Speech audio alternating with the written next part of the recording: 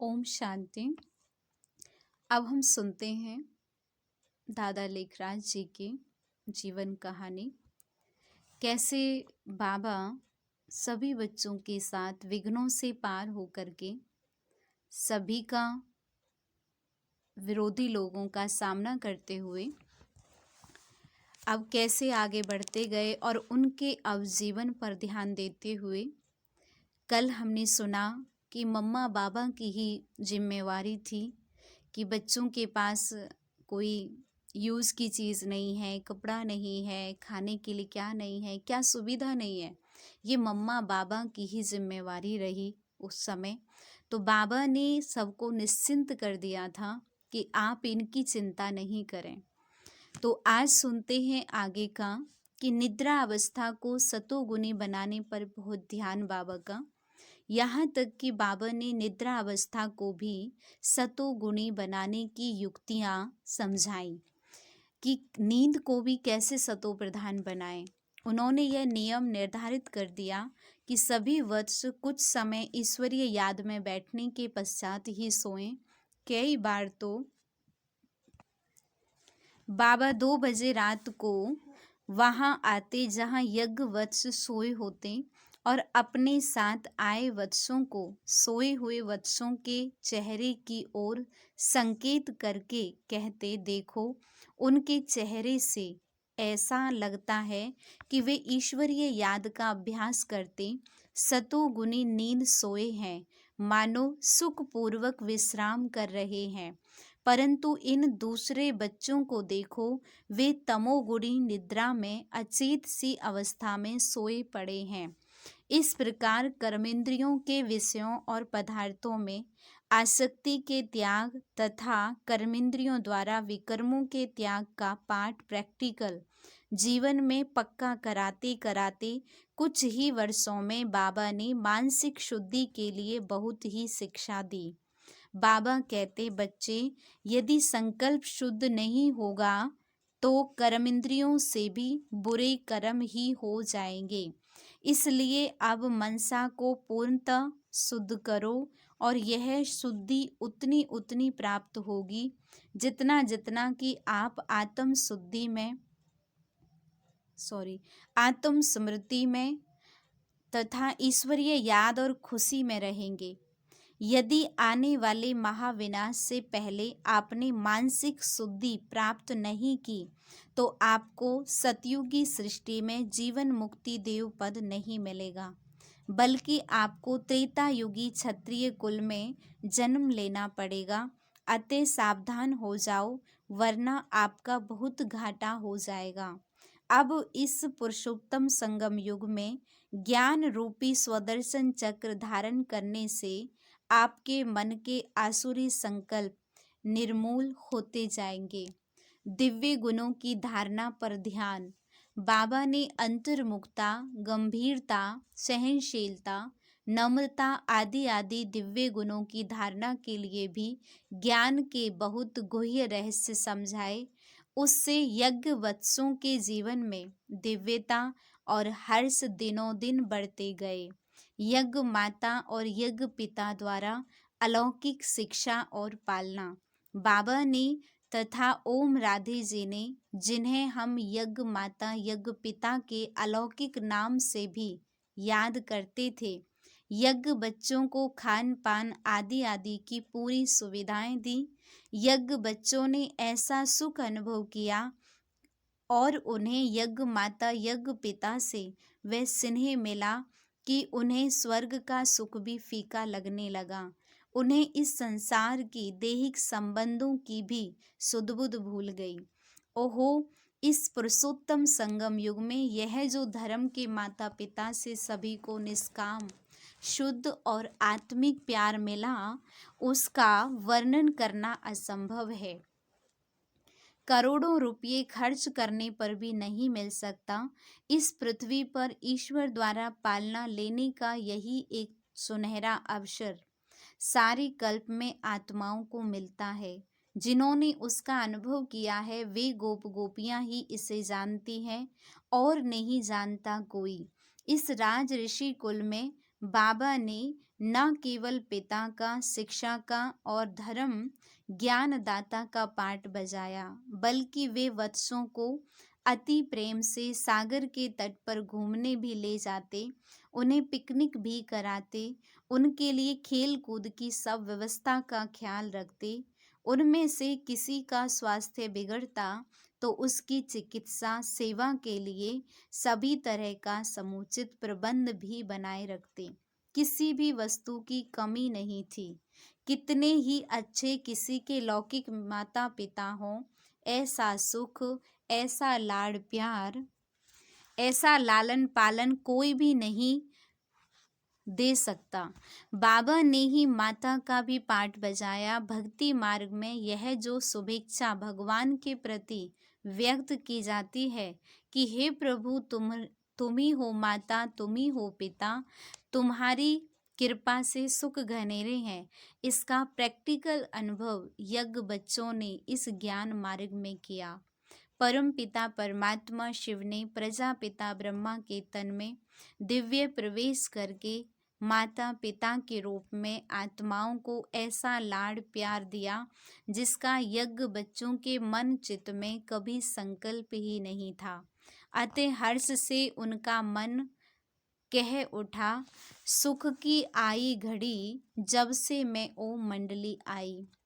प्रभु से प्रीति जुटी, सखीरी मेरे सुख की आई घड़ी। मन वश करने मंत्र मिला मुझे, लगी ना एक घड़ी। दिव्य दृष्टि मिली मोहे क्षण में, वैकुंठ आन खड़ी। मैंने कृष्ण से रास करी, मैंने कृष्ण से रास करी सखीरी। हर्ष शोक की आग उफानी, सुख पद समाधि चढ़ी। सुख की आई घड़ी, मुझे लगी ना एक घड़ी, सखीरी सुख की आई घड़ी। ज्ञान अमृत बिन जिया घबराए, बिछड़ू ना एक घड़ी। मैं तो अब प्रभु के हाथ बिकाणी रे, तन मन धन सुध बिसरी, सुख की आई घड़ी। सुख की आई घड़ी, मैं तो जीते जी मरी, जब से ओम मंडली गई। राजसूय अश्वमेध अविनाशी ज्ञान यज्ञ। अब इस ज्ञान यज्ञ की, जिसे कि राजसूय अश्वमेध अविनाशी ज्ञान यज्ञ भी कहा जाता, मुख्य रूप से ओम राधे जी ही संभाल करती थी। यूं थी तो वह एक बाल ब्रह्मचारिणी अथवा एक कन्या ही, परंतु यज्ञ पिताश्री ने उन्हें ही विशेष तौर पर उत्तरदायित्व ठहराया। और क्योंकि वे ईश्वरीय ज्ञान दिव्य गुणों की धारणा में अन्य सभी से आगे थीं, उनका जीवन और पुरुषार्थ सभी यज्ञ बच्चों में से सर्वाधिक उच्च था। उन्हें देखने से ही ऐसा लगता था कि सभी दिव्य गुण इकट्ठे होकर उनमें ही सजीव रूप में साकार अथवा मूर्त रूप हुए हैं। ज्ञान वीणा वादन में वे सर्वोपरि थीं, उनकी कोई उपमा नहीं थी। इसलिए उन्हें यज्ञ माता के रूप में सभी यज्ञ बच्चे, चाहे वे शारीरिक आयु में कितने ही बड़े क्यों ना हो, सम्मान देते थे। यहाँ तक कि उनकी अपनी लौकिक माँ भी उन्हें मम्मा शब्द से संबोधित करती, क्योंकि अब तो वे जगत की अम्मा थीं और अब तो सभी का उनसे आत्मिक नाता ज्ञान का नाता था। बाबा के लिए थी वे भी एक बच्चे और पुत्री ही, परंतु बाबा भी उन्हें मम्मा या माँ के मधुर शब्द से बुलाते, बेटी कहकर भी बुलाते थे। वह इस शिव शक्ति दल की कुशल सेनानी थी, जो कि शक्तियों को ज्ञान रूपी अस्त्रों शस्त्रों से, दिव्य गुणों से सजाती रहती थी। जैसे ओम राधे जी को सभी वत्स मम्मा, माँ, मातेश्वरी या यज्ञ माता कहकर बुलाते थे, वैसे ही ओम बाबा को वे सभी बाबा पिताश्री यज्ञ पिता कहकर बुलाते थे। यहाँ तक कि उनकी लौकिक पत्नी बहन भी उन्हें अब आत्मिक नाते से बाबा ही कहती थी और बाबा भी उन्हें बेटी अथवा बच्ची कहकर बुलाते थे। यज्ञ माता भी उन्हें सदा बाबा अथवा पिताश्री के मधुर नाम से संबोधित करती थी। प्रजापिता ब्रह्मा और जगदम्बा सरस्वती नाम की सार्थकता। उन्हीं दिनों परम पिता परमात्मा शिव ने बाबा के तन का आधार लेकर यह भी परिचय दिया कि दादा अथवा बाबा ही वास्तव में प्रजापिता ब्रह्मा हैं, क्योंकि उनके मुख द्वारा वे परम पिता शिव शूद्रों अर्थात विकारी नर नारियों को मर्जीवा जन्म देकर सच्चे ब्राह्मण पावन अथवा द्विज बना रहे हैं और सतयुगी पावन सृष्टि की स्थापना कर रहे हैं। उन्होंने यह भी समझाया ओम राधे अथवा मम्मा ही यज्ञ माता सरस्वती हैं, जिनका ही ब्रह्मा की सर्वोत्तम ज्ञान निष्ठ पुत्री के रूप में गायन है। इसका नाम राजस्व अश्वमेध अविनाशी ज्ञान यज्ञ क्यों रखा? इस ईश्वरीय यज्ञ को 5000 वर्ष पहले वाला राजस्व अश्वमेध अविनाशी ज्ञान यज्ञ भी कहा जाता रहा, क्योंकि यहाँ मन रूपी अश्व को ज्ञान अग्नि में स्वाहा करके सतयुगी विश्व का स्वराज्य प्राप्त करने के लिए ही ज्ञान की धारणा अपने जीवन में की जाती है। 5000 वर्ष पहले भी गीता युग में भगवान ने पांडवों से यह यज्ञ कराया था। अब फिर उन्होंने ही इसकी स्थापना की है। यही यज्ञ प्रजापिता ब्रह्मा कुमारी ईश्वरीय विश्वविद्यालय के नाम से भी प्रसिद्ध हुआ, क्यों परम पिता परमात्मा शिव ने सहज ज्ञान और सहज राजयोग द्वारा मनुष्य को देवता अथवा नर को श्री नारायण, नारी को श्री लक्ष्मी पद के लिए योग्य बनाने के अर्थ प्रजापिता ब्रह्मा के साकार माध्यम द्वारा इसकी स्थापना की थी। ज्योति स्वरूप परम पिता परमात्मा शिव ही प्रतिदिन परमधाम से ब्रह्मातन में आकर उनके मुख का आधार लेकर मनुष्य आत्माओं को पति से पावन बनाने के लिए सहज गीता ज्ञान देते और सहज राजयोग सिखाते रहे। परंतु उस अति प्रसिद्ध परम पिता के उस गुप्त साधारण वेश तन में होने के कारण लोग भ्रांतिवश पिता श्री ब्रह्मा बाबा को ही इस यज्ञ का स्थापक, ब्रह्मा कुमारी बहनों, ब्रह्मा कुमार भाइयों का गुरु मानते रहे हैं। अज्ञानतावश उन पर गाली रूपी अग के फूल भी चढ़ाते रहे हैं, परंतु परम पिता शिव, प्रजापिता ब्रह्मा और मातेश्वरी सरस्वती जी पतितों को पावन करने का कर्तव्य यथापूर्व अथक रीति से करते रहे हैं। यज्ञ बच्चों को आत्म कल्याण और विश्व सेवा के लिए शिक्षा। इस प्रकार शिव बाबा, ब्रह्मा बाबा और जगदम्बा सरस्वती सभी ज्ञान बच्चों को ज्ञान के श्रृंगार से खूब श्रृंगारते रहते थे। वे उन्हें योग तपस्या का अधिक अधिक अभ्यास करा के विश्व की आध्यात्मिक सेवा के लिए तैयार कर रहे थे।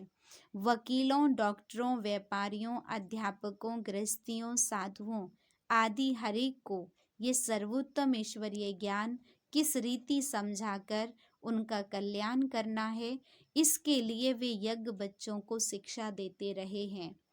दुनिया की निगाहों और आवाज़ों से दूर होकर सभी अपनी योग ज्वाला में आत्म शुद्धि कर रहे थे तथा स्वयं में शक्ति भी भर रहे थे। आगे का हम कल सुनते हैं कि कैसे अपकारियों पर भी उपकार करें। इसके ऊपर हम कल सुनेंगे आगे जीवन कहानी में। इतना ही सुनते हैं आज। ओम शांति।